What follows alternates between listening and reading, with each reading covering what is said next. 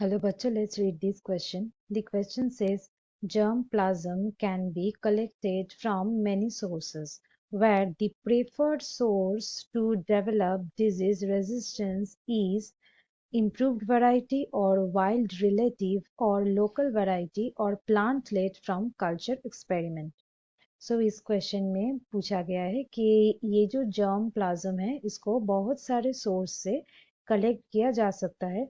ये जो preferred source है इससे डिजीज रेजिस्टेंस ये जो कैरेक्टर है इसको डेवलप किया जा सकता है। सो ये जो प्रेफर्ड सोर्स है वो क्या है ये पूछा गया है। चार ऑप्शंस दिए गए हैं, चार ऑप्शंस में चार सोर्स का नाम मेंशन किया गया है, इनमें से कोई एक सही है।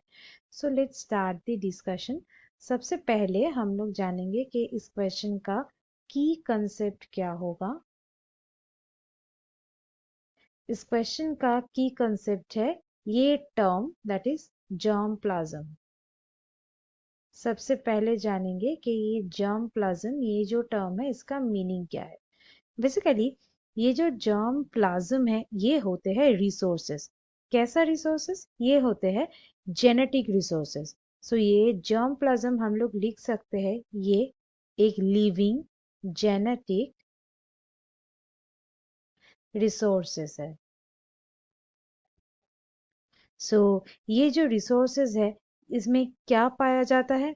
इसमें हो सकता है सीड्स, ये सीड्स रह सकता है, या फिर टिश्यूज रह सकते हैं। ये टिश्यूज एनिमल भी हो सकता है, ये प्लांट टिश्यूज भी हो सकता है। ये जो रिसोर्सेज है इसको क्या किया जाता है? इसको मेंटेन किया जा सकता है। ये जो रिसोर्सेज है ये सारे ही होते हैं मेंटेन्ड। अब ये मेंटेन करके क्या किया जाता है? जैसे कि इसको ब्रीडिंग पर्पस में यूज किया जा सकता है, इसको ब्रीडिंग पर्पस में यूज किया जा सकता है, या फिर उसके साथ साथ जैसे इसको प्रिजर्व किया जा सकता है,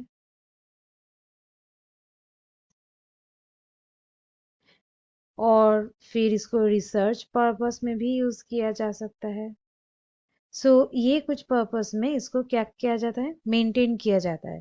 सो ये जो सारे जेनेटिक मटेरियल है ये genetic material either gene bank में स्टोर किया जा सकता है, जीन